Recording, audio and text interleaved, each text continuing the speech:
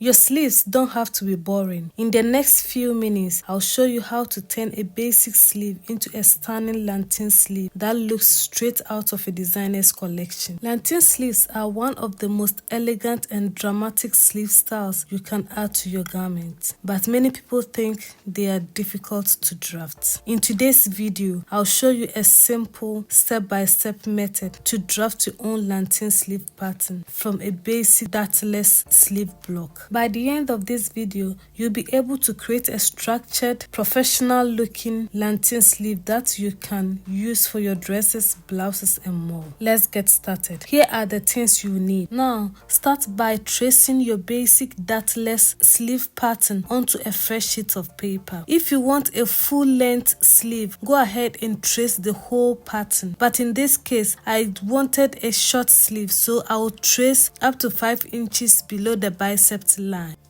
Don't forget to transfer your notches, as it will help you when you are attaching the sleeve to your armhole later on. After tracing my basic sleeve pattern onto the fresh sheet of paper, I'm going to reduce the cap height by ½ inch. This will help me reduce the cap ease I have in the sleeve. So I'll measure from the cap height, the highest point of the cap height, on the crease line or the green line. I'll measure down ½ inch, then I'll rejoin it back into the sleeve curve just like so. So now I have cap ease of ½ inch in the sleeve. At first I had 1.25 inches, but now I've reduced the cap ease to ½ inch. Also, since this sleeve is tapered at the hem, I'm going to go in at the hem side ½ inch on both sides of the sleeve to taper the sleeve at the hem side. Then I'll rejoin it back to the bicep line. Then do the same on the other side, just like so. The type of lantern sleeve I'm creating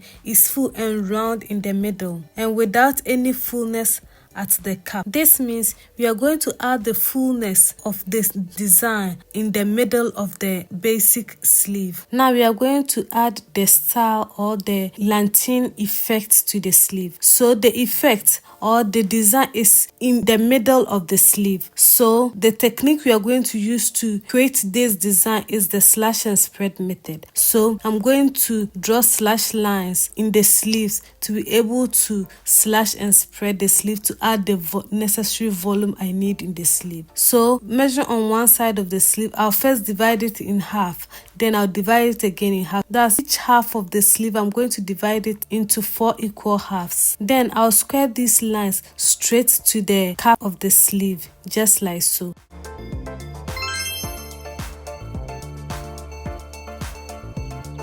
So now I have my slash lines, but we need to add the design style line. So I'll look for the midpoint of the cap height to the hem.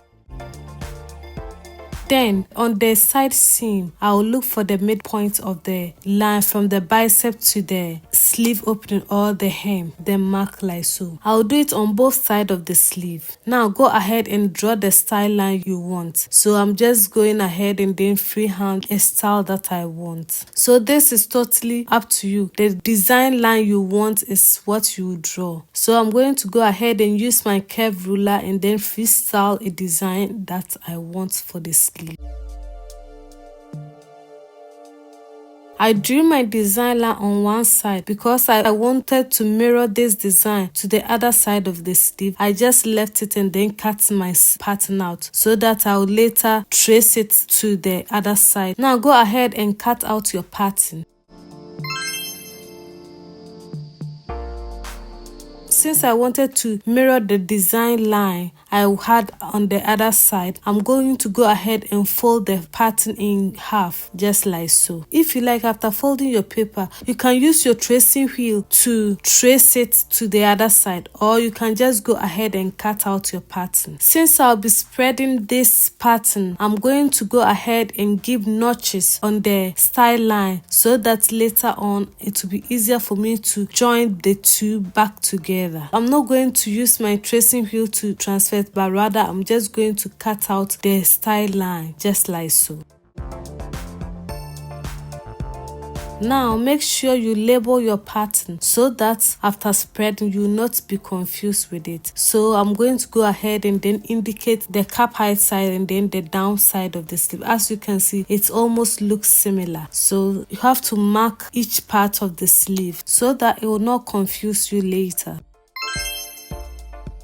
I went ahead and number my pattern, but you don't need to do this as you are not going to slash any of the patterns through. Now take your pattern. I'm starting with the down part of the sleeve. So I'll start from the middle of the sleeve, then slash to the hem side of the sleeve. Don't slash through, just slash and leave a little space to use as hinge. So go ahead and slash all the lines so that you can spread to add the volume to the middle of the sleeve. So after slashing, this is what you have. As you can see, I did not slash through. I just slashed and left some space to use as hinge. Now go ahead and slash the top part of your sleeve. So in this case, you slash from the middle of the sleeve up towards the sleeve cap. Don't slash through, just slash and leave a little space which you use as hinge. So you are just repeating the same process you did for the down part of the sleeve to the upper part. So after slashing, this is what you have. Take a large fresh sheet of paper and place the slashed patterns on it just like so. Then go ahead and add the necessary volume you want. The more inches you add at the slash lines, the more volume it will be in the middle of the sleeve, and thus the more dramatic it will be. So in this instance, I'm adding 1.5 inches in between the slash lines. So I'll measure 1.5 inches, then I'll tape my pattern after. I'll measure 1.5 inches, then I tape the pattern after. So I'll just do it for all the slash lines to add the volume I need.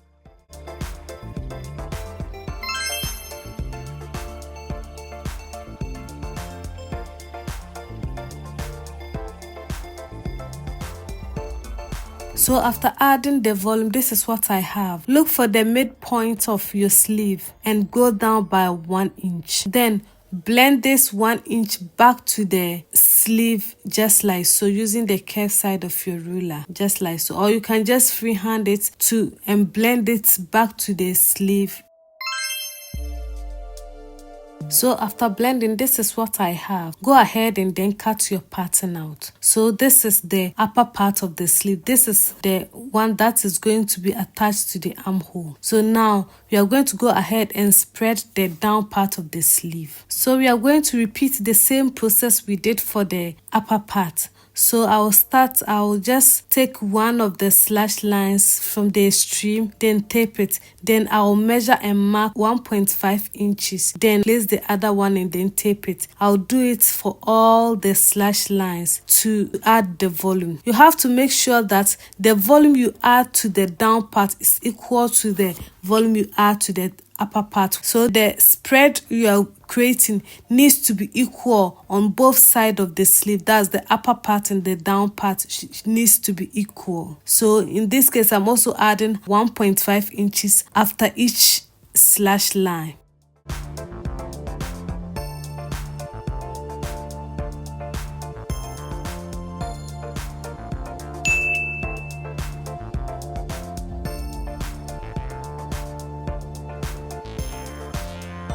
So after spreading the pattern, this is what I have. Now I'll also look for the midpoint of this, then go up by 1 inch just as I did for the upper part. So I'm just repeating the same process because I need to mirror everything. Since we'll be joining these two, I need to mirror everything so that after everything we'll be able to join it and it will be equal. So I'll measure up 1 inch up, then I'll blend it back to the curve like so.